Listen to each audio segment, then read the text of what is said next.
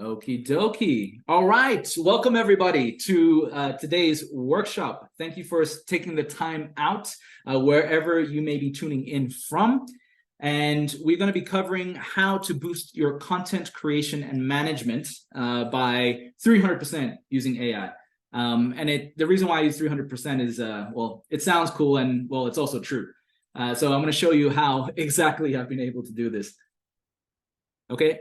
So a quick overview of how this next hour is going to run is, well, first, I'm just going to accept some more people that are coming in right now. Give me a second. Okay, there we go. The overview is I'm going to do a little introduction about myself, the companies that I work on and work with, how this workshop came to be. I'm going to look at some AI tools. There are many tools out in the market, but I'm going to look specifically at the ones that I'm using for content creation and management. Going to do a case study. So I will show you exactly how I kind of bring them all together to improve the time that I take to do all this. And then we'll do an interactive session at the end where I'll give you the exact prompts. I'll talk more about this to be able to generate, say, a newsletter very quickly. Have you edit it yourself, and then use another prompt to be able to create all your social posts instantly. There are tools that already do this kind of automatically for you, but I'm going to take you behind the scenes so you can see what's going on, so that when you are going to choose your tools, you know exactly the workflow to use for yourself. Okay. We'll then have a Q&A and then a summary at the end for all this. Okie dokie. So, introduction. A bit about myself. Many of you I have met before, but for those of you who I have not, my name is Siosi Samuels. I'm a 3-time founder and fractional consultant. So a fractional consultant is a little bit different from a consultant in the sense that these type of consultants can actually just plug themselves into other teams as opposed to just being on a project by project basis. And typically, I'll take on a fractional chief community officer role for different companies. I put all those flags underneath the 3X founder line because this actually represents a little bit of my my cultural heritage and also where I've lived. So my dad is Fijian Indian. My mother is Tuvalu and Samoan. I was born in Fiji, but I'm an Australian citizen. My Americanized accent comes from Bangladesh because I lived there for 10 years. I also lived in Singapore, and now I'm living in Mexico, which is where I've met a whole bunch of you lovely people that are on this call today as well. Over the last 10 plus years, I've been involved in community building across multiple different industries, and specifically in terms of the departments that I've worked in, it's been marketing, ops, and even product.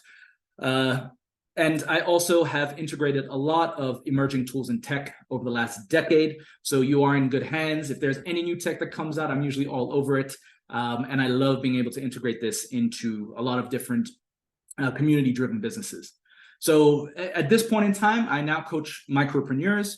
If you haven't heard of it before, a micropreneur is essentially any entrepreneur that's typically earning less than $2 million or has a team of about 5 to 10.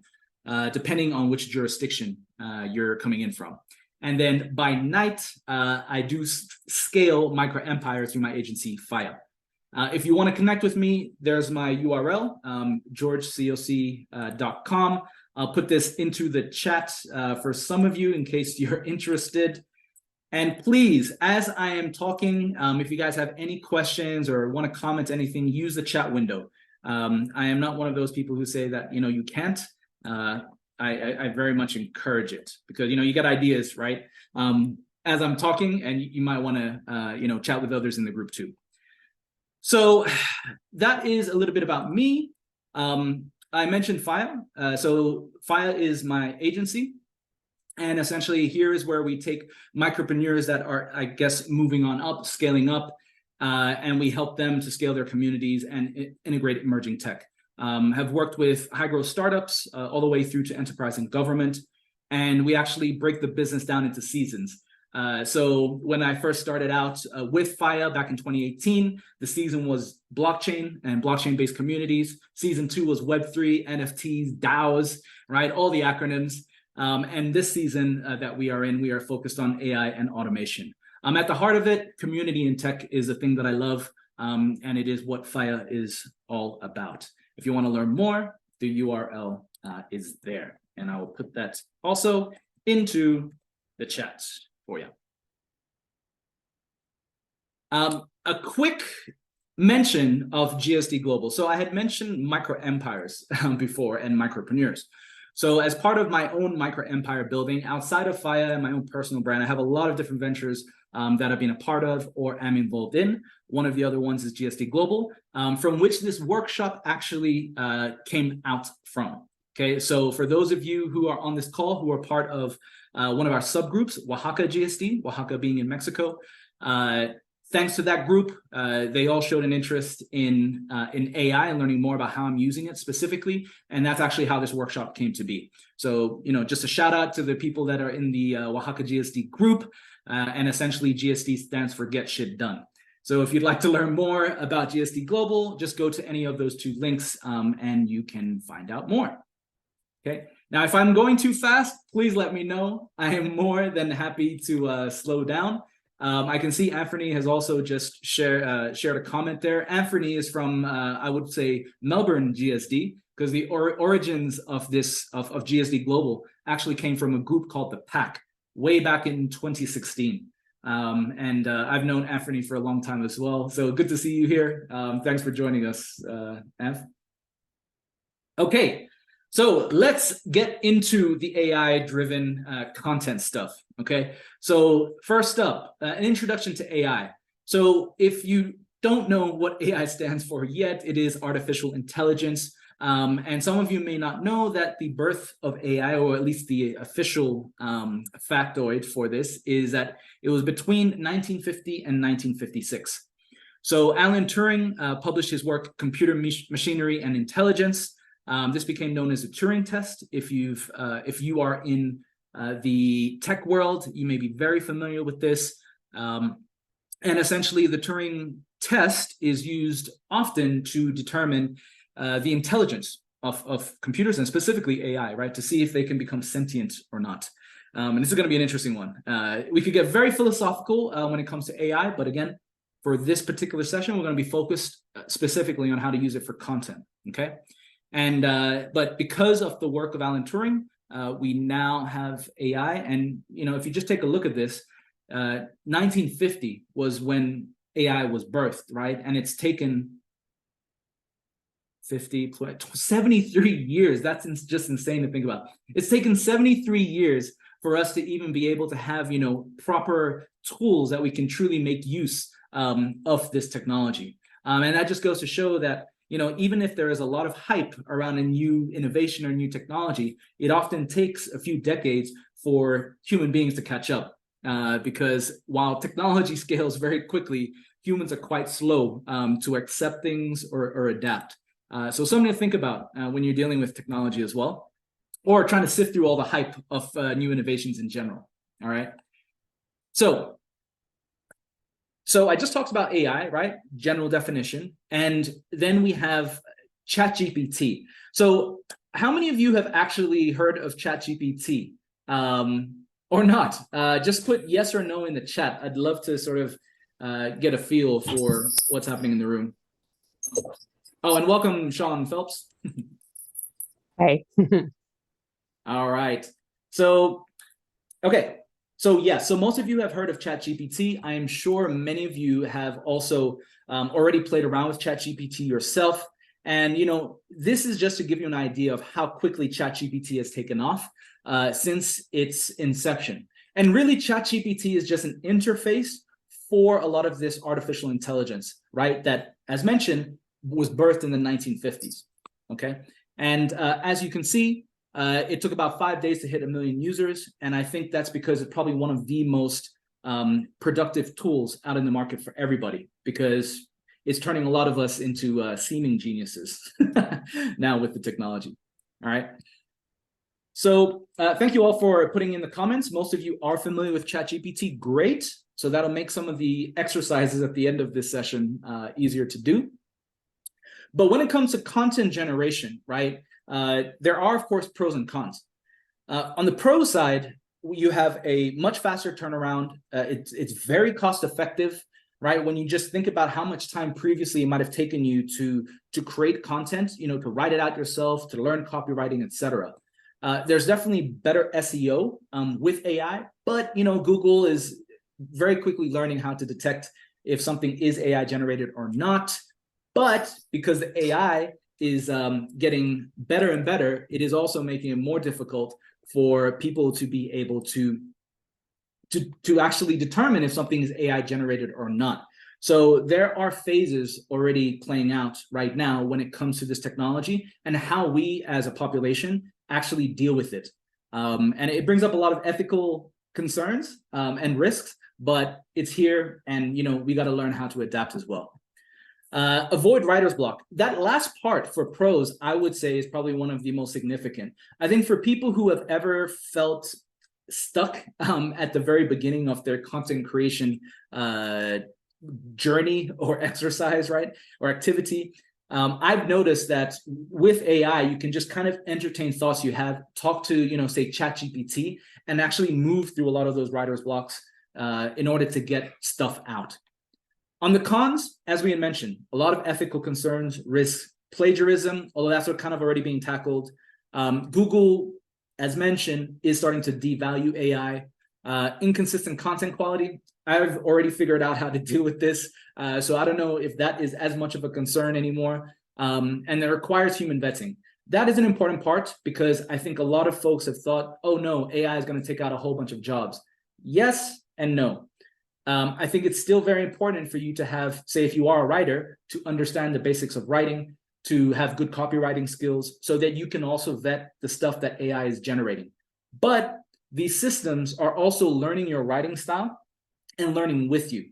So, I often try to think of AI and a lot of these new tools coming out to be like an assistant that is just learning about you constantly to make things more efficient. And I think that's probably the best way to go about this. There's a famous book about what happened to one of the world's most famous chess players, and when AI came into the scene. And I highly recommend it. I'll try and get the book name for you guys later. But essentially what played out for this chess player is something that we're seeing play out for almost every user that is now using ChatGPT in general. Okay. And I see some questions in. Thank you, Stace. I will try to get to it when I can. So actually, this one I can address because it's around this topic. So with more and more people using AI, is this allowing AI to learn even more? The answer is yes. This is what they call large language models, LLMs. You might have heard of this before.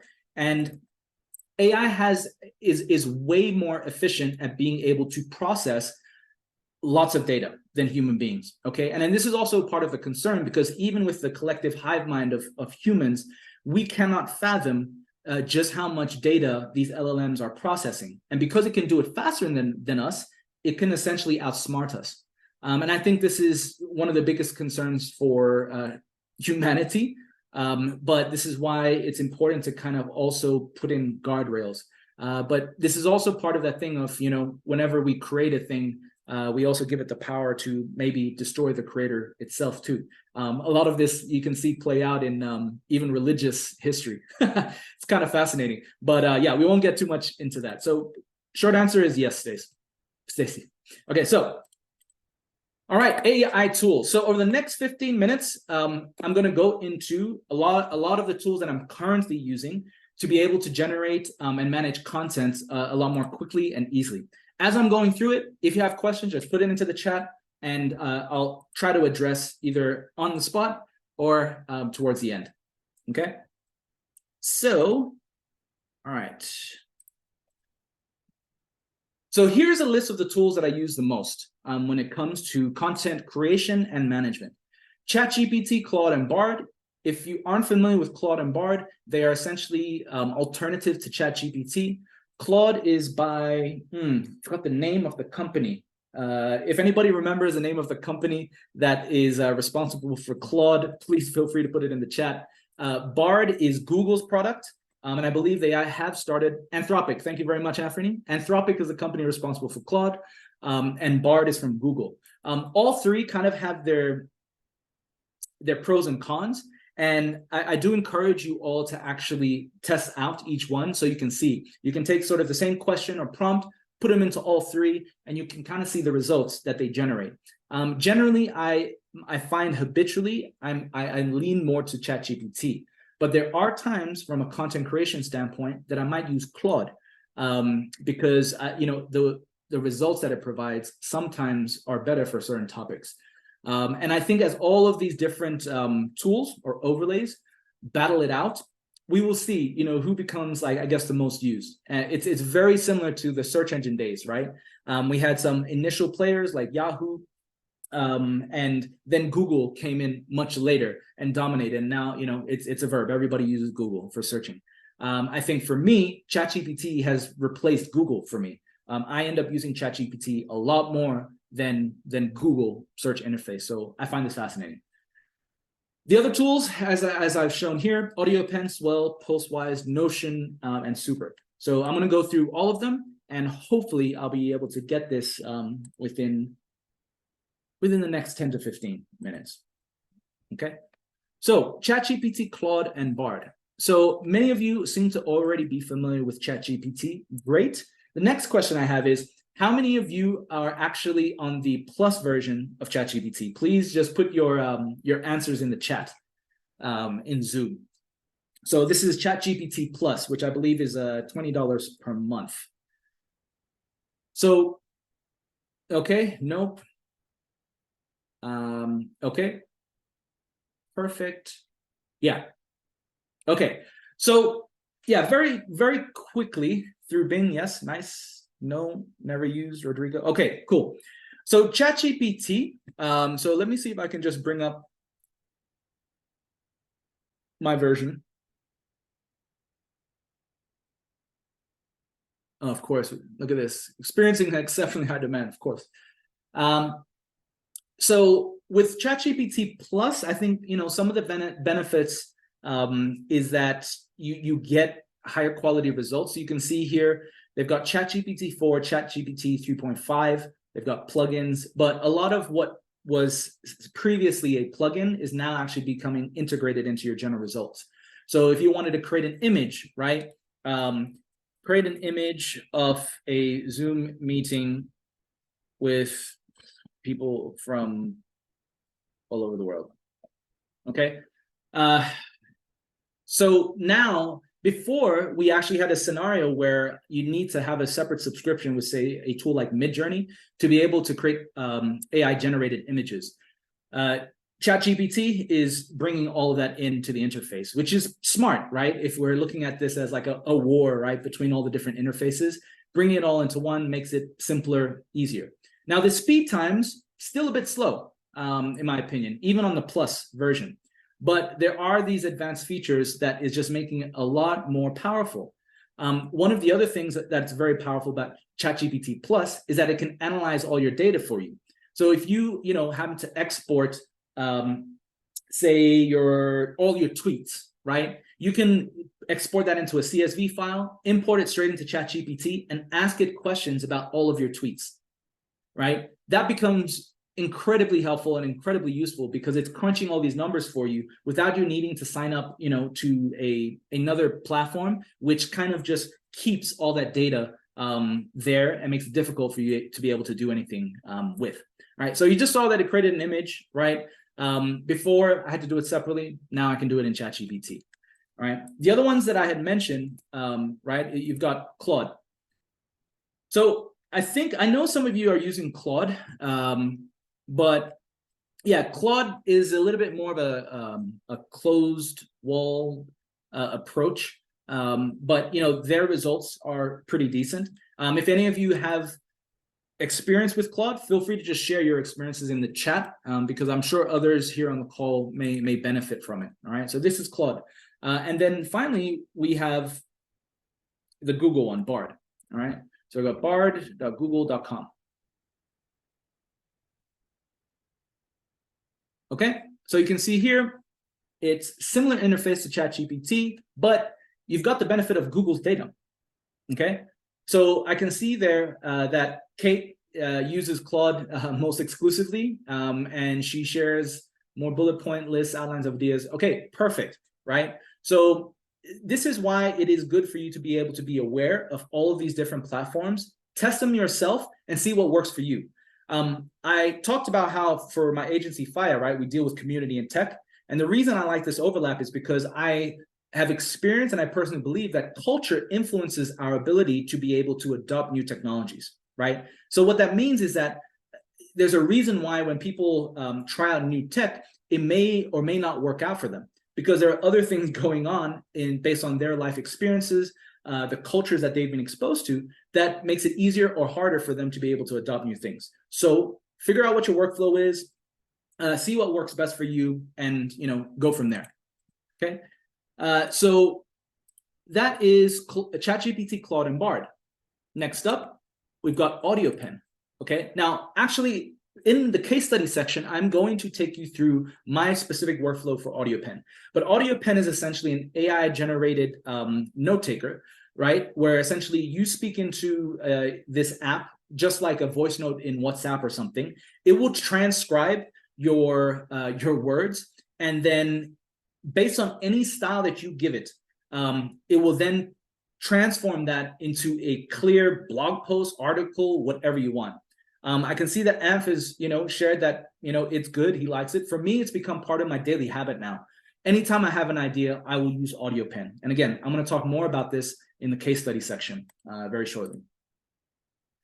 Next up, we've got Swell. Swell AI. I think what's interesting is that Swell isn't as well known yet, but I think it really is undervalued and an underdog. So I learned about Swell AI from a guy named Cody Schneider on Twitter. And this guy is like a very prolific marketer. And this is one of his platforms. He has multiple others. But what he has learned and what he has done is that he's taken any problem that a business has, right? And that they find frustrating.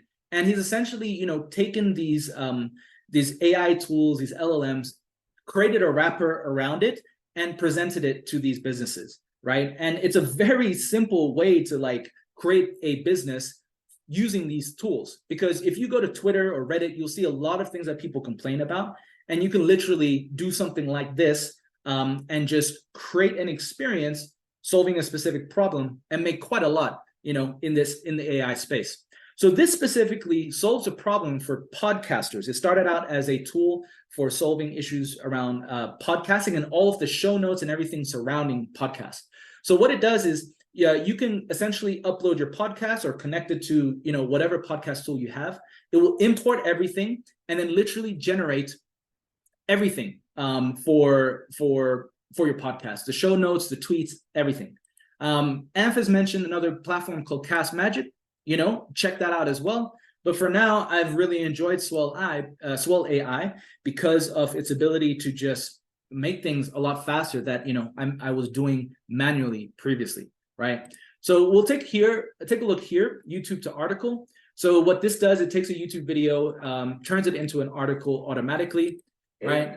And this is Cody Schneider. I'm going to turn the volume off, but he's essentially going to just take everyone through the actual platform inside. And you can see here, right, on the left, there's a transcript option. The clip section is great because the clips replicate something in a few other tools that can take a video, turn it into short form content, right? Some of you I know spend a lot of time creating content, and really you just want to be able to focus on doing what you do best, right? And not have to worry too much about the content creation side. So the clips, it will automatically, take snippets out of the video or the podcast, create the clips for you, and all you need to do is just queue it up or have it automatically queued up in your socials. There's a chat part, right? You can see over here, there's a chat button that's like 3 rows down. What that does is you can embed a player onto your article or your blog post that's connected to your video or your podcast, and you can interact with it using ChatGPT essentially for just that article. So imagine people being able to essentially ask the podcast questions about the podcast and getting answers very quickly. And then all these other content things are just specific to the article that you're posting or the show notes. So you can see here, show notes, everything is done for you, right? And in terms of results, it's actually a lot more accurate than many other tools or platforms that I've used. Okay, so here, right, it's creating a blog post, more show notes. And again, you'll just have to have a look at the site itself. And this is all about time saving. And Anne has mentioned Tim Ferriss's shows, right? Very long. There are many other podcasts and videos that are super long as well. And sometimes you just want to know what the summary is or a bullet point, a bullet list that works for you. Okay, the next tool I'm going to talk about is Postwise AI. This one I love the most because it's got something called Ghostwriter. And what it's doing is it's taking in my Twitter profile and bio, and it is essentially creating content based on my style, my audience, and my topics, the topics that I enjoy writing about the most, all right? And it will generate all these for you. You can edit it how you want. Once you're done, you literally go here, and as mentioned, you can edit it. Then you just hit schedule. Okay, so I'm gonna do this. Is actually gonna go to my Twitter account now. All right, so that's scheduled, right? And you can provide instructions. Okay, so if you have other specific things that you want to add on top of it, right? So I might say start sentences with and or but where relevant, and I'll say use lowercase letters only. Goes right. And with a lot of these tools, what I end up doing is I will test them out myself. And if they stick with me on a day-to-day basis, that's how I know that it's good and good for me. So I have actually already used paid for an annual subscription for Postwise. But my general habit is I will test the tool, do the free month, right? So I'll need to put in my credit card, but I'll just cancel straight after immediately. But when I get to the end of the month, if it is good, then I will go for an annual subscription or a month by month, depending on how much it is. But you can see here that it has, changed my tweets based on that style that I just gave, right? So yeah, you can just continue to refine, to look, but again, it helps you deal with that cold start problem. All right, and so this is one that I highly recommend as well. Next up, Notion AI. How many of you use Notion? I would say a show of hands, but I can't see any hands. So just put a yes or no in the chat, please. Yes, yep. Yo, right, a lot more than I thought. Okay, yes. Rodrigo, nope, all good. Ruggy, need to start. Okay, so Notion it's been around for a decade, but I think it only got popular. Teresa, Airtable is good too. Underneath both Notion and Airtable is really relational databases, right? So yeah, AMF, the automations, I'll talk about that as well. So the thing with Notion is that it uses something called relational databases. Airtable uses this as well. And Notion has essentially become the database for my entire life. And the reason why I'm passionate about Notion is because I actually think that it is a precursor to how a blockchain-based internet will work in the future. Okay, I'm not going to get too involved on this topic with blockchains, right? But when you talk about AI, blockchain is going to come into the conversation at some point as well. We could get very geeky and nerdy about this stuff, but I'm showing this because there's a specific image on this blog post I wrote, and I'm going to put this article.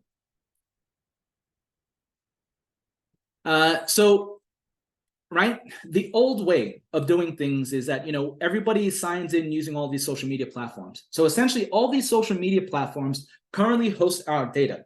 Okay, in the future, Notion, imagine Notion being like a crypto wallet or a digital wallet, right? But inside Notion, you hosted all your data. So all of your Facebook posts, your Twitter posts, your Instagram posts, even your video content, imagine it all being in a platform like Notion. But you, when you are connecting to a Facebook or YouTube, they would have to ask for permission from you to use the content that is hosted in your Notion. Okay. And it is this sort of flip that is going to be happening over the next couple of decades. And this is why in the blockchain spaces, they often talk about a flip with power, and why blockchain is so important, because it does allow people to be able to sort of host their own data without it being controlled by more of these social media platforms.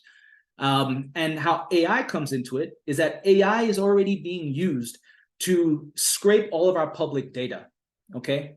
If AI was using blockchain underneath, it would actually need to pay each of us a micropayment every time it tried to access any of our data.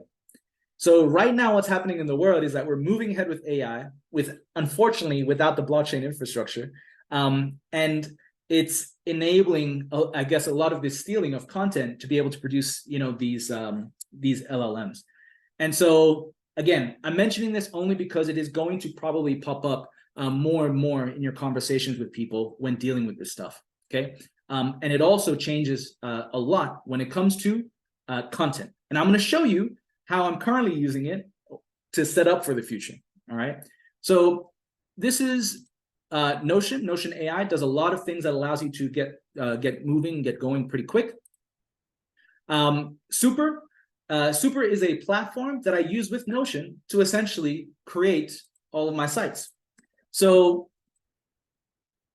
as mentioned, I have everything content-wise inside my Notion, and everything that you're seeing here is all produced in Notion, and Super just feeds it from my Notion.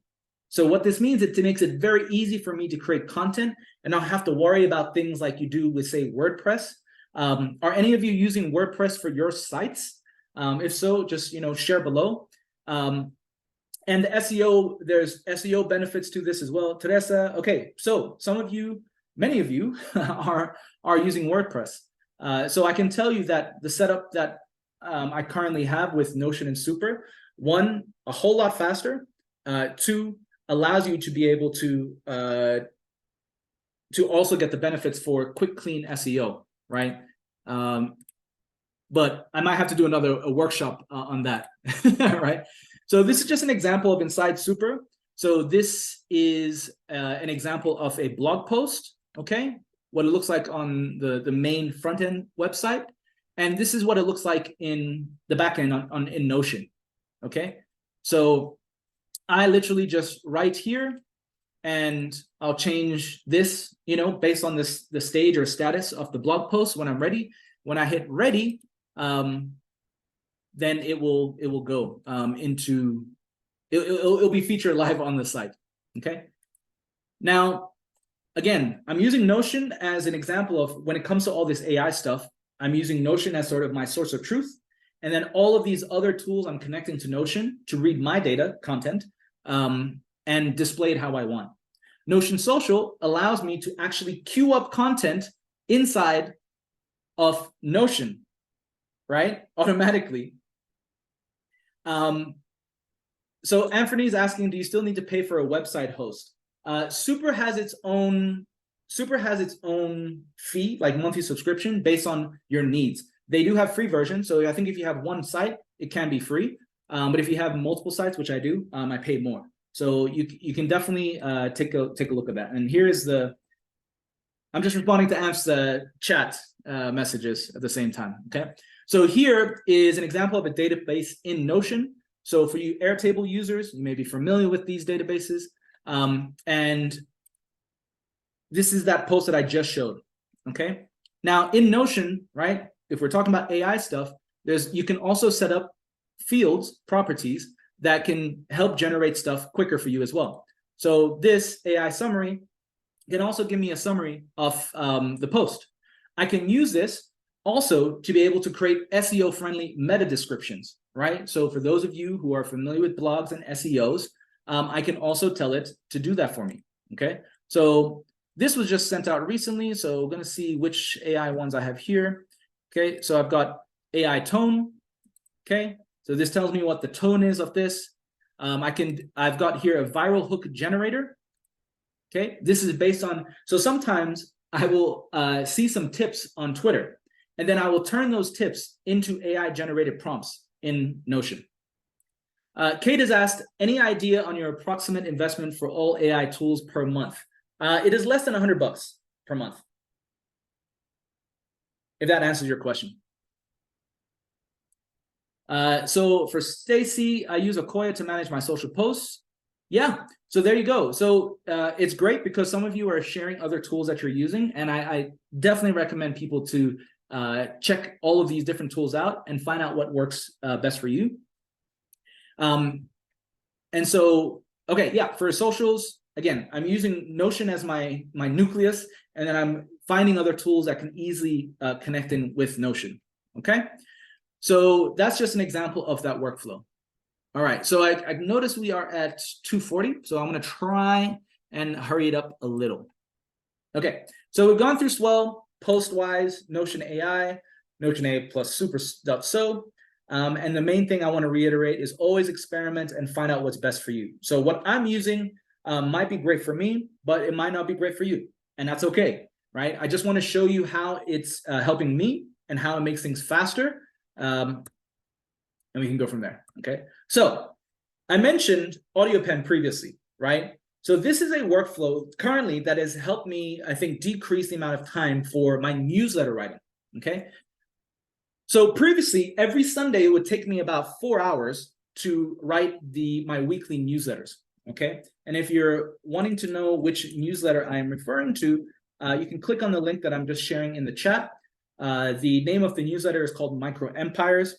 And what I found was that, you know, I was thinking to myself at some point, these weekly newsletters, as much as I love writing them, it is taking quite a long time. And then in January, you know, all of these AI tools just started to swarm the market. And for idea generation, right, to help deal with that cold start problem, what I do now is I will use AudioPen at any point in time. I'll speak into it, have it jot down my thoughts, and then I will choose a style for it to write in. So you can see here, it's got it in the middle, right? It'll be recording. The next step is that it'll actually tell you, okay, which style do you want to use? You select the style. Usually for me, it's the default. Then I'll hit save, and then it will generate an article for me, okay? So let's see if I can show you one of the ones that I had recently. Okay, so this one was about Kimbo Slice. I don't know how many of you know who Kimbo Slice is. He was a star back in the day, fighter. He was a brawler, backyard brawler. But I was watching a YouTube video about him, and I thought, you know, I had all of these ideas for content come out. So I just essentially word vomited into AudioPen. It transcribed everything, asked for my style, and then literally wrote out this post for me, okay? And I've got a whole bunch here, right, that I use for content creation, okay? So going back here, and I'm just going to address Anthony's question. Yes, so in my follow-up email after this workshop, guys, I will send a whole bunch of links to you. So if you want a list of all these tools that I'm sharing, I'll include it all in the follow-up email, and we can go from there, all right? So AudioPen. So leave the voice note, it transcribes it, it's ready to go at any point in time, okay? So it's transcribing thoughts. Now, each morning, I will then sit down and open up a tool called Beehive, okay? Beehive is what I use for my newsletter, right? Also highly recommended. And then I will literally copy and paste from AudioPen into Beehive, fill it out, and I'm done, right? Now, for the weekly newsletter, so right now what I'm showing you is my daily, right? So these are just quick thoughts. But for my weekly newsletter, right, which I was talking about, which takes a lot more time, this one, I was able to cut my content creation time from 4 hours to 1 hour, right? So that saved me 3 hours of content creation time. And this is essentially what I'm going to now show you is exactly the prompts I use. We're going to use either ChatGPT, Claude, or Bard, and we're going to get you guys to try out this entire process. Let's see if we can do it in like less than 15 minutes, all right? So this is where we get to the interactive session part, okay? So I want you guys, if you got a browser open, I want you to open ChatGPT, Google Bard, or Claude, whichever one you prefer. If you haven't registered for any of them, just go ahead and register for one of them now if you need to. Some of them you won't have to. So I'm putting in the links for everybody down below so that make it easier for you. Boom. And then we got Claude. Okay. All right. Okay. So this is our newsletter to socials exercise. Okay. I'm going to give you the exact prompts, right?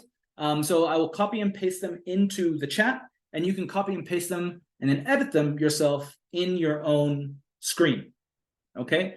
So the requirements for this exercise is to have to open up either any of those 3 links that I've shared in the Zoom chat, to take the prompts that I'm about to give you, and to be patient with this. You will adjust the prompts because you'll see when we go through this, it will need a little bit of adjusting because it currently has stuff that I've been using. It will output, Teresa, if ChatGPT is at capacity, don't worry, you can use Google Bard or Claude.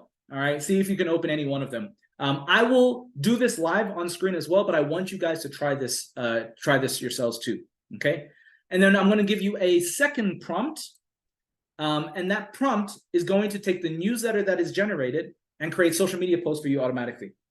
Okay, and if you have any questions during this at all, just you can unmute yourself and put in the chat. I'll be happy to answer. Okay, so this is the newsletter prompt. I'm going to give it all to you. All right, this is a bit of a long one, so bear with me. All right, and it's funny because I know we've got a Rodrigo on the call today as well, and this particular prompt talks about Rodrigo, but Rodrigo Rocco, I think. So because Zoom has a limit on the text that I can share, I'm going to unfortunately have to share this in pieces. Okay, so just so you can see what I'm doing. All right, so we're in ChatGPT. I'm going to put the copy and paste this prompt. So right now, I'm putting in the first portion of the prompt into the Zoom chat. All right, then I'm going to put in the next bit. All right. And then the next bit. So this is exactly the newsletter format that I use. Okay. So I'm giving this to you so that you can use it, edit it for your own newsletters. You can have any of these systems do all the research for you in one hit as well. George, I'm Yes. sorry. I think I cannot copy out of the Zoom chat. Maybe you need to enable this. I don't know. This is very annoying. Same. So yes, okay, I see. Okay, all right, guys, let's problem solve. How can we make this easy? Oh, I okay. think with the settings you can unblock it in Zoom. Yeah. Okay, let me try that. Or yeah, I was thinking I might just share a Google Doc. Is that okay as well? A Google Doc link? Yeah, because I think I can see in my settings right now. I might have to log in. Okay, I'm gonna do a Google Doc. My settings is not allowing me from like the call one. I think I have to log into my Zoom account settings. So let me do this. George, can you just share that doc that you had? You mean this one, the presentation? Yeah. Yeah. Yes, I could do that. All right, well, yes. Okay, hold on. Okay, wait, it might be more difficult because you're gonna have to go to the slide. Okay, Ruggy, I'm gonna do this anyways. Yeah, nice. Yeah. Simple enough. Because you might still have to navigate to the slide. But then you need everyone's emails, right? Still. No, so I can make it open right now. Oh, is Oh, Google yeah. also having high demand that is loading slowly? high capacity problems. Okay, yeah, what is this called? Prompt. I'm just gonna call it. Okay, there we go. Anyone with a link? All right, everybody. See Zoom chat now? Yeah, this is much better. Okie dokie. So perfect. Okay, so take that, copy and paste it into your GPT or whatever. And for the research, okay, at the top, there's a part called, there's someone's name, right? So I'm going to put Anthony. I want to put Anthony as the person. So replace the person that this newsletter is researching. Okay. And just for time, right? Like there's a lot of other things that you can change here, right? But just replace the name for now if you just want to test it out and see how it works. So I'm going to delete this because there are some aspects to this prompt which is specific, right, to that person that I was researching for the newsletter. But there's some main things in here that you can see that are specific to me, right? I put the use of and but at the beginning of sentences. That's a stylistic choice for my writing. Write an 8th grade level, be as clear as Hemingway, right? The writer, author. And then I also have, defining a micropreneur. So I'm going to, let's see if there's anything else I need to change. Yeah, if you want to change anything else, just go ahead for it. But each of these things with the double hashes, these are headers, okay? So I'm just going to hit enter for now because this is just the exercise. And hopefully, yeah.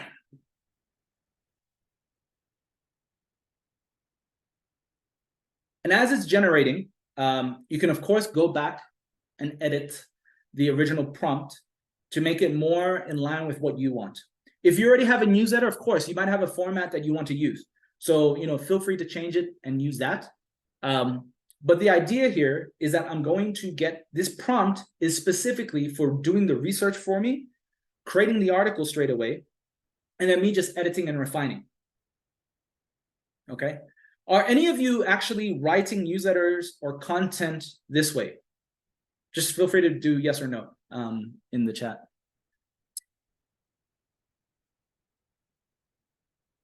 Perfect.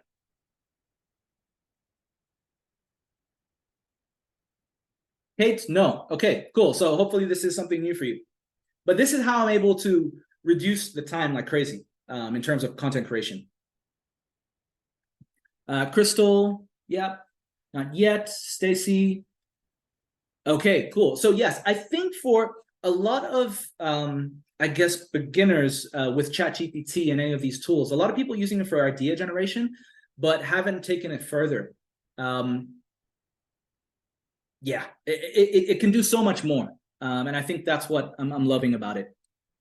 I do not reduce time as much with GPT, but the quality is much better. Okay, that's interesting. Yeah, for me, it really has reduced the time. And I think as you keep using it, you will find out which prompts work better. There are plugins. So I actually have a Chrome plugin that saves all of my prompts that I can copy and paste straight into ChatGPT as I'm going. So again, these are all tweaks, right, over time that you can implement. Now, we are 6 minutes away from the end of this workshop. So I'm happy to go over another half hour if you guys are too. Is there anybody that will need to leave before then? Just so I'm aware.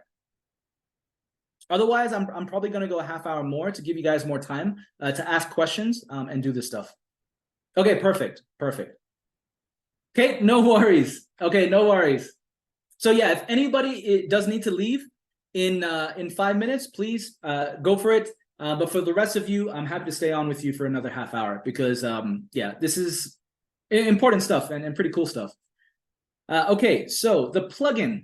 So Jules is asking about the plugin.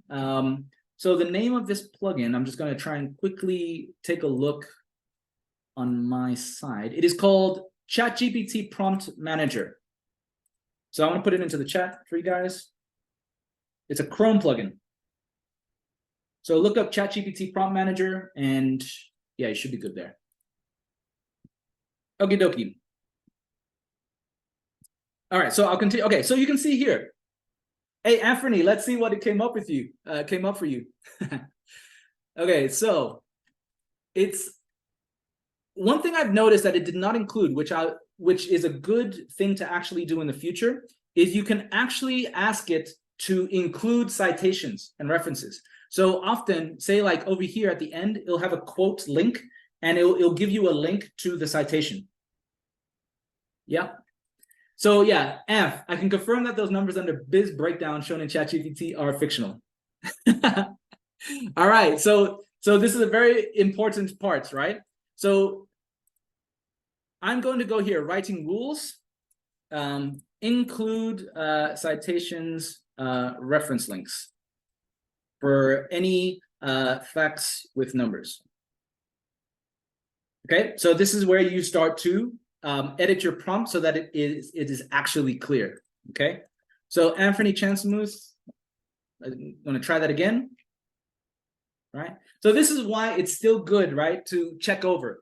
But instead of having to be the one to like write it all out like yourself, that part, you can just become the editor. Okay, so this is how it can help reduce the time and also deal with that cold start problem. But again, as Anthony has just mentioned, right, some of these facts are bogus. So, you know, this is something that ChatGPT is still, and I think a lot of these LLM systems are still dealing with. But to be honest, it's more of a reflection on the amount of data that we have put out into the internet that can be rubbish.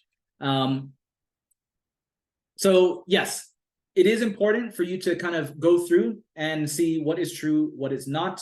Include more facts in the initial prompt. So here, so you notice I actually took out some lines previously. If you know something about the topic that you're writing about, you can include all those links at the beginning so that it is going to come up with data that's more closely aligned with stuff that you already know.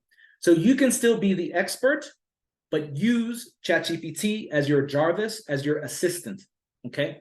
Because this is the equivalent, I like to think of this, if anybody's worked with VAs, essentially this is like a VA, right? And so it's also about the quality of your input that or instructions that you give it that will determine the output, because it's using raw logic. There are all these other things that sometimes it just has no context about, okay? So let's see what it has come up with now. So Amph, it's still got this 338,000. So I'm going to see what it is actually pulling out for you.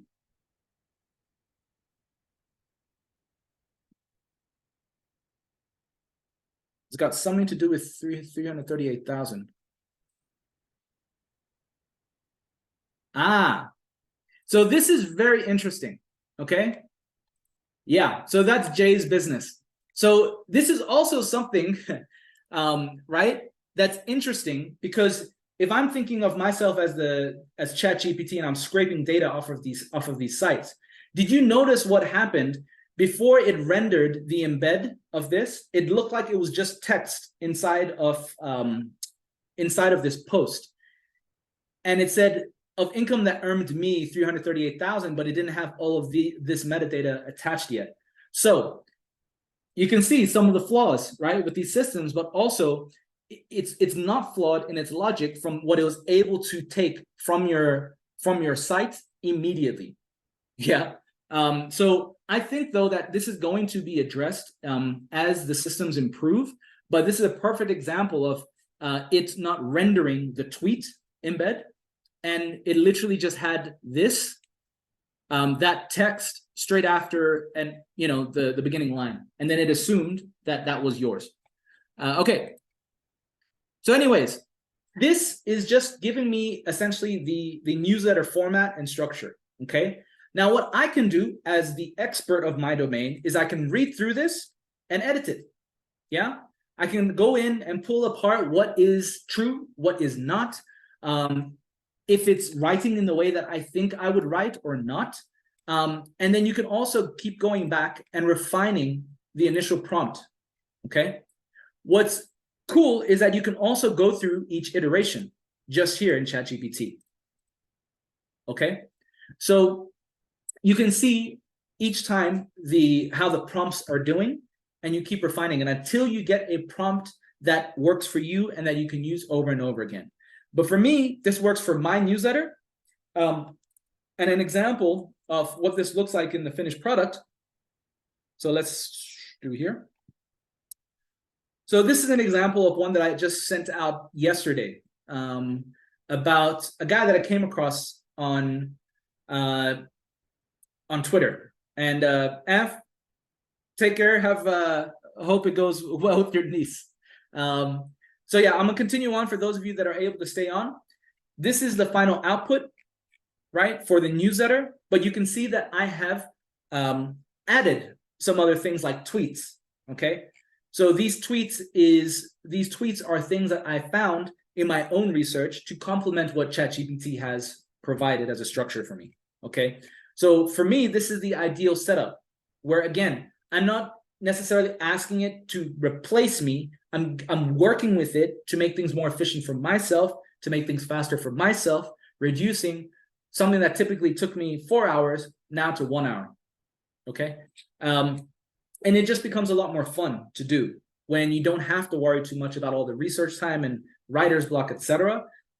It produces the stuff for you. You just go into edit mode and have fun with it. Okay, so so that's the newsletter. Now I do want to see, is there anybody, I'm gonna stop my share for a bit. Is there anybody that wants to share what was produced for them on their side? And it's an interesting question when I say wants to, because if nobody wants to, then that's going to be an issue, isn't it? But yes, yeah, go for it. Let me give you. So Yue, is it? How do you say your name properly? Is it Yue? Uwe? My name is Uwe. Uwe. Yeah, Uwe. it's a German name. Yeah. Okay, Uwe. All right. So feel free to share your screen. I've just enabled it, so you should be able to share it. So I actually asked it, about me. So I put in my name and my credentials, and then it came out with this. I quite like it, actually. Okay. What I don't like is, it found out some of my previous professions and so on and so forth, but it has lots of holes. It doesn't fill all the gaps, Yes. But it's actually, other than that, it found some things, not all of it, unfortunately, but maybe I would need to add more social media tags, so that it can find out more. But other than that, it found, I think, my Medium articles and so on and so forth. Yeah, and I like it. It's actually really cool. It's I like what it came up with, Yeah, perfect. And this is the interesting thing, because one thing that it kind of reverses for us is that it actually shows us what may be leaked on the internet or is still on the internet, right, about us that we might not want. So I have found myself using this as a way to go to those things and update it or delete it. Right, because this essentially is what it's sometimes scary, actually. I agree. Yeah. But some pages you cannot delete anything anymore. It's just in an old forum or something. Correct. But this is I think one of the beautiful things, right? As an LLM, like it's scouring the internet, finding all this information, bringing up stuff that you might have forgotten about. Like, hey, and what I found in the newsletter is, so this format, right, is become the winning format for my newsletter. Now, when I post it out for about other people, so they'll go and read it and they'll be like, holy cow, you found all this stuff that I completely forgot about, right? And it's like, this is so well researched, right? And I'm like, this is AI, for you. So you can keep refining it based on your expertise. If you want the data to be closer to stuff that just include it in the initial prompt, right? So as you mentioned, any links that and if also you're like, oh, don't include any data from after, say, like 2018, right? Then it will just ignore all that sort of stuff. Thank you for sharing. That's great. Teresa, Becca, how did it go? Becca, no. Did you have problems using ChatGPT or Claude or anything? No, I was just following you because I don't use it that much. So I was just following you. Okay, no problem. Stacy, how about you? Sorry. I could. I just did mine. It's hilarious. Yeah. So how'd it go? What did it look like? It's basically saying that I have an annual income approaching 1.7 mil. I would really like that. And I have a creative model, and Harvard Business School is using my model for entrepreneurship. Yeah. Which, I mean, great, but it's so not true. Is that because there's a lot of Siosi Dobuses in the world?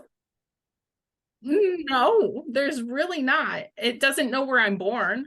Interesting. And it says that I'm part of villasmediterranean.com. Don't know anything about that. But it was really funny that I have virtual travel experience and entrepreneur articles and Forbes reports about me. Yep. No. So this is another perfect example, right? Where it's important for you to, the initial prompt, if you wanted to get closer to you, you know, you can just be like Siosi Dobus, and then put in your LinkedIn profile. So then it's going to use that initial profile and be like, oh, you're talking about this Siosi, right? Because the hallucination thing is real. But I think what's fascinating is that we often think that like, oh, it's dumb. But actually, if you look at it from a pure raw logic thing, it's, again, based on what it finds on the internet, right? And it's trying to bring in context. So same thing with a VA, right? If you give it instructions and it knows nothing about you or has no context, it's just going to find whatever comes up first. And that's what it finds. And this is what turns into the hallucination aspect. It's hilarious, though. But it did have a couple things, right? It says that I use Canva, which I do. And old school, like years ago, I used Hootsuite, and it picked up on that. Interesting. Yeah, this is actually similar to when I was working in animation. I learned about games. When they play games, they had to actually make certain elements, say like strategy games. They would have to make certain elements dumber because users perceived the game, the game to be a certain way, or they perceive the game to be stupid. But it's actually using raw logic, right? A lot of these computer systems are using raw logic. But we have so many culturally contextual things that we think is just logical, but actually it's not to a computer system, right? And so this is what I find fascinating about like when we interact with things, and why I mentioned, you know, culture and the community aspect, because all of that impacts how we perceive a lot of this data that comes in. But yes, hopefully at least the exercise, you can see though how you can start to use it or, you know, adjust it to create your content. So what I've given you is for newsletters, right? So you can go and adjust what I've shared to be more like your newsletter, yeah? And then just make sure in the initial prompt, you give all of the facts about whatever it is you're researching as much as possible that you know of, so that the output can be better as well, yeah? So the next part to this is going to be how to take then that newsletter. And Teresa, I saw your post about being unable to log in. Sorry about that. Don't worry, I'll just share my screen. Hopefully you can follow along as well still. But let me just share my screen again. All right, do you guys see the Google Docs? Okay, I think, yeah, I should be able to see the Google Doc. So if on the next one, we have, okay, a social prompt. So I'm going to copy this into the Google Doc. Okay, I'm going to put this towards the end. This is what I use to then be able to create a whole bunch of, say, tweets, right? Directly from that newsletter. Okay, so I put it into the Google Doc. You can go ahead and copy and paste this right after the newsletter. Okay, so I'm going to do that here. And you can see, I mean, you don't have to put the line breaks if you don't want to, but there are some things at the end where it says based on the selected channel. So it says insert channel. So I'm going to say this is for Twitter. Okay, so just replace that part of this prompt if you can. Where's my ChatGPT? There we go. Okay, And so based on the selected channel, so for Twitter, keep the content within the relevant character limits, unless a thread, in which case break into multiple posts. If you run out of tokens in a single session, stop and ask me to continue. This is specifically for ChatGPT and Bard and Claude, is that sometimes if something's too long, it'll just kaput, go kaput, and then you'll have to, just tell it to continue. So in order to address this particular prompt, we'll just ask you to continue if it needs to stop for whatever reason. Okay, so I'm gonna put this here. Now, these 6 content types are taken from a guy named Justin Welsh. Some of you may or may not be familiar with him, but he's a prolific content creator. And he has a very simple business model. It's just his newsletter. He has 2 courses, and he just writes a lot on Twitter and LinkedIn. And these are 6 of his sort of main content types, which I've used for the purpose of this exercise. And this is what it's coming up with. Okay, so this is, now you've created your newsletter, and you have to think about, oh, what about my social media posts? Well, you can do this to generate those posts automatically, copy and paste, queue it up. There are platforms that do this automatically for you, but again, I'm showing you what is happening in the background for these other tools using ChatGPT, because it's essentially just taking similar types of prompts, but sharing it with you in a visual fashion. Okay. So what it's done is it's gone through all of those 6 content types. I usually don't like when it uses hashtags. So in the instructions, you can say, don't use any hashtags, and it'll remove that. You can see here it's done an observation. What's something interesting you've noticed?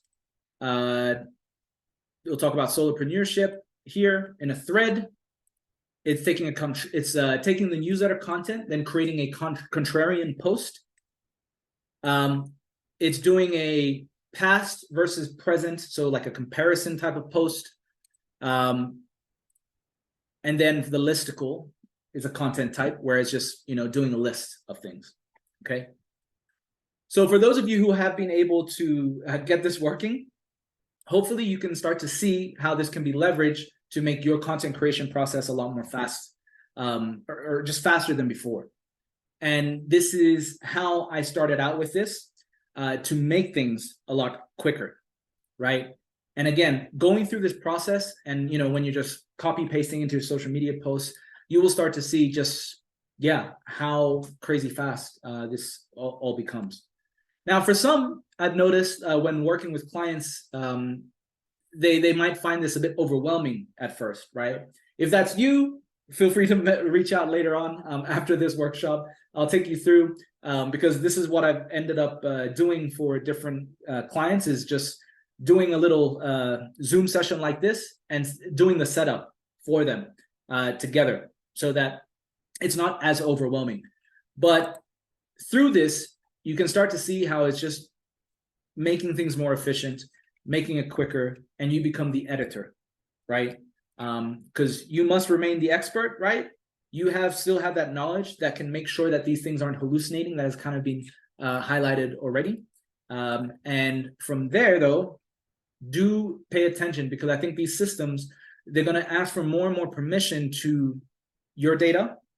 And if you want it to get even more efficient, essentially, it will have, it'll just be watching you all the time, essentially. This is where it becomes, there's something trending at the moment. It's called personalized LLMs. Yeah, personal LLMs, or wisdom keepers.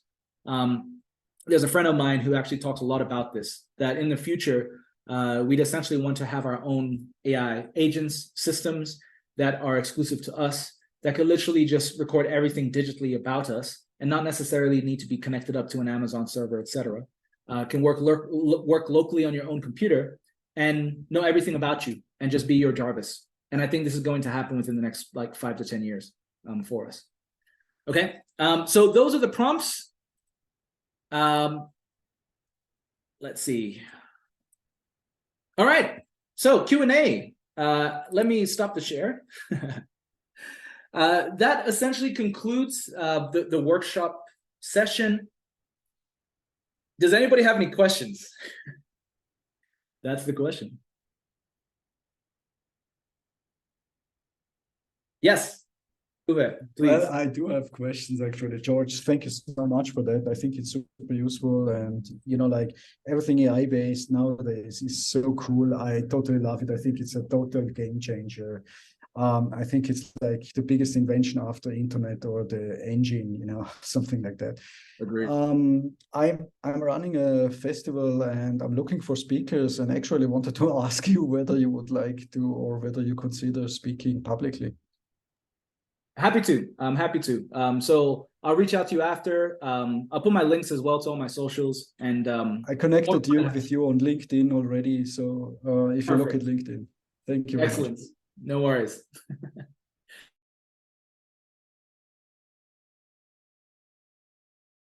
Stacy, Becca, any comments?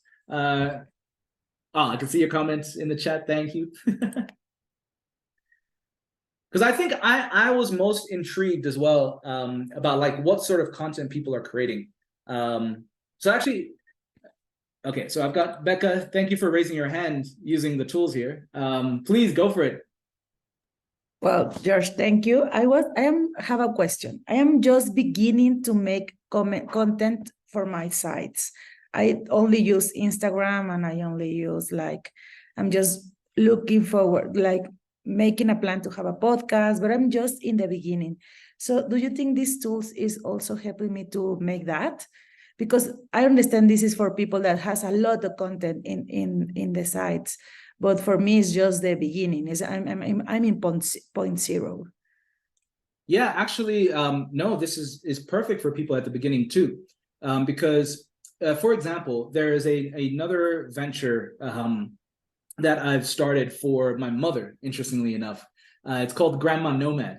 So I'm gonna actually share this in the chat because this is a perfect example of what you can do when you're getting started. I might actually pull it up on screen for you too, because I think this will be really relevant for you. So I'm gonna share my screen here. Okay, so this is Grandma Nomad, right? I'm using in the backend, I'm using a tool called Pensite. This makes it very easy for people who are just starting out, content creators especially, to be able to have everything just kind of sorted out for their memberships, their digital products, their one-to-one calls, coaching calls, all that sort of stuff, right? So I'm using this in the background for this. Now, for Grandma Nomad, I actually did an Ikigai test. I don't know if you've heard of this before, but essentially it's this test that you can do to help figure out what is your reason for being, right? Your purpose. My mom turned 60.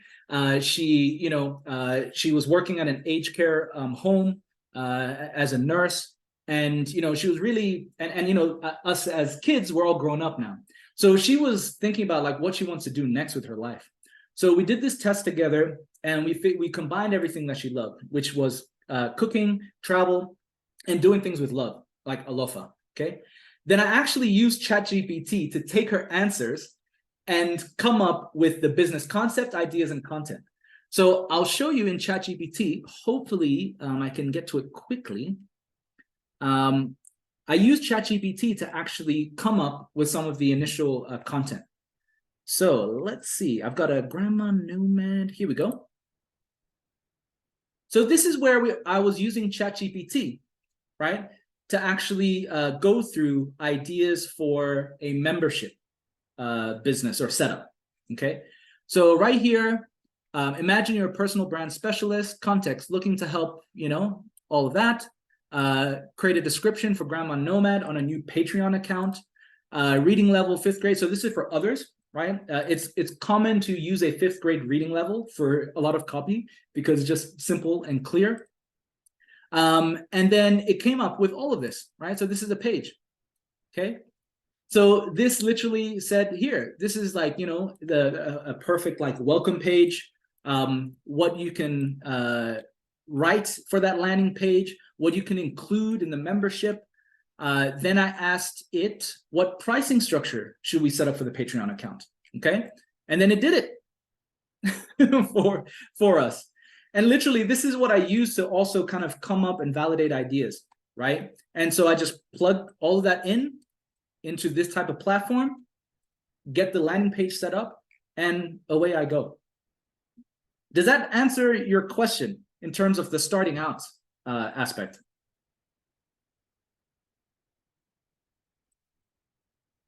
If you're still there, Becca, sorry, I can't see you. Is she still there? Yeah, okay. I think your screen is gone. I don't know if she's still here. Oh, she gave 2 thumbs up. Okay, thanks. Perfect. So yeah, that's just an example of how you can use it to set up, you know, a new brand, a new business very fast, very quickly. Market research. Stacy, I don't know if you've used it for market research as well, in, you know, your general marketing activities, but okay. So this is also, right, if you don't want to have to go and interview a whole bunch of folks, if you kind of have an idea of your target audience or your target market, you can use tools like ChatGPT to find you facts, details about your target audience or market. You can then use it to create a buyer persona, right, automatically. And I've already started using this with clients, and I've also used this for myself in my own, you know, different experiments and ventures as well. So it's very good at helping you to get started quickly, and then you go to market and test all the hypotheses. So Stacy, yeah, I can see you've used it to write in a form that would appeal. Yeah, exactly.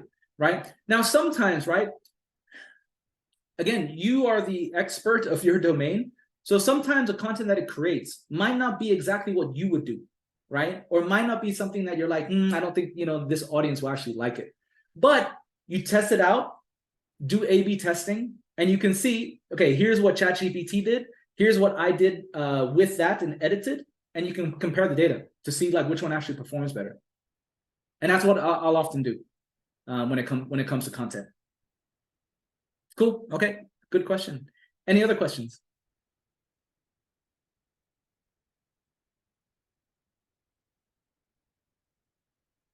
All right. Okay. Yeah. A/B test. All right. Perfect. So if there are not any other questions, feel free to connect with me on any of the socials. So I'm just putting in my socials into the chat, just in case. Feel free to reach out. Any questions that you have, Oaxaca GSD folks, yeah, just ask away in our GSD sessions or in the WhatsApp group. This area, this ecosystem is evolving quickly all the time. You know, it was really just the beginning of this year that ChatGPT came out full force, and you know, a lot more people have heard about it. And Becca, no worries. Yeah, again, if you have any questions, just reach out, let me know. So yeah, if you are interested in learning more about AI, for me, it's always, you know, I'm a learn to do by doing person. Go in, experiment with prompts. Twitter, or X as it's called now, for me, it really is, Twitter Elites is where I actually get a lot of new information, like in real time, about what's going on. So no joke, a lot of the times when it comes to all this stuff, I will learn from Twitter, and I'll just go and experiment with the stuff that is shared on Twitter, and I then teach myself, and then I go and experiment with my clients through campaigns, right? And if it's effective, yay. If it's not effective, you keep adjusting, right? And you don't need a degree for that. So this is one of the benefits of the world we live in. A lot of this information is out there. Keep putting yourselves in front of you know, the people and the communities that a lot of experimentation maybe is happening. Test it out yourself, and then you can go and charge for it, you know, and you can make it applicable to your industry and your expertise. So yeah, Stacy, I can see that. And then Teresa, let's have a look. Practical side of things, no worries. Yeah, on the practical side, it's, you know, it's just practice as well, right? It's really the prompting. So it's the prompts, getting used to the way that these systems read information. So you'll see actually there's different format structures that different people use. One thing I didn't go over is custom instructions in ChatGPT, for example. So I don't know if you guys have used that or not, but I'll just share with you very quickly. So custom instructions.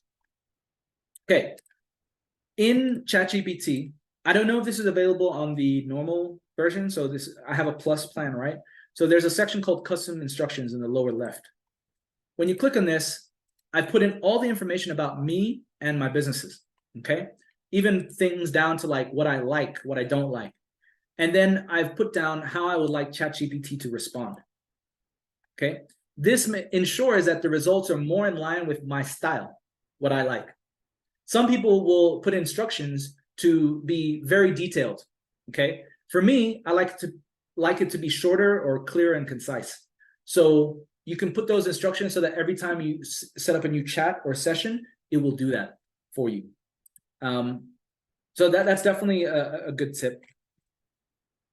Okay, so Stacy, yeah, you don't have it in your free version. Okay, so this is one of the benefits of upgrading, and it's why I've upgraded, is because those sort of things, again, they're like small things that add up. When you are creating a whole bunch of different or new chat sessions, you don't want to have to copy and paste each time, right? So the $20 a month, for me, it's a no-brainer, and that's where I go from. Okay.